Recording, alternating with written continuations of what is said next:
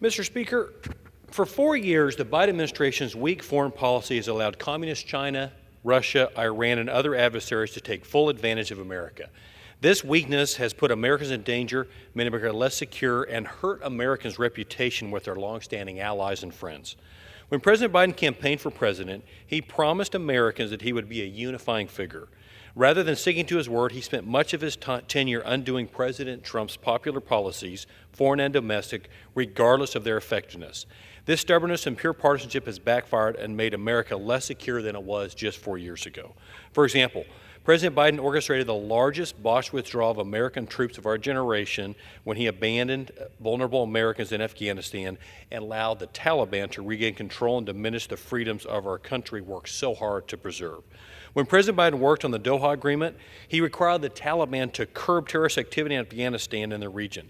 President Biden, on the other hand, never required the Taliban to agree to those same conditions, withdrew without a long-term strategy, and allowed terrorists to make themselves at home in Afghanistan once again. President Biden's weakness on the world stage continues to be on full display in the Middle East in his appeasement strategy with the Iranian regime. Iran is not America's friend. We all know that. Yet President Biden ignores Iran's bad intentions and Iran's possession of resources that pose a great threat to our allies, including Israel.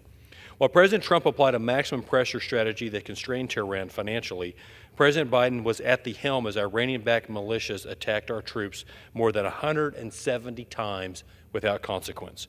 President Biden's so-called strategy only emboldened Hamas and other Iran-backed proxies to attack our ally, Israel, launching the deadliest day for the Jewish people since the Holocaust. Other adversaries are closely watching. China continues planning its invasion of Taiwan and increases its influence in America's absence.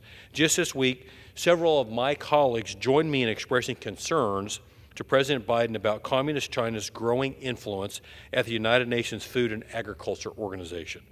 A recent proposal from the current FAO Director General and former Chinese Vice Minister, which would extend the Director General's tenure from 8 years to a decade, increase his already $300,000 salary, and give Communist China more control over the U.S.-led World Food Program.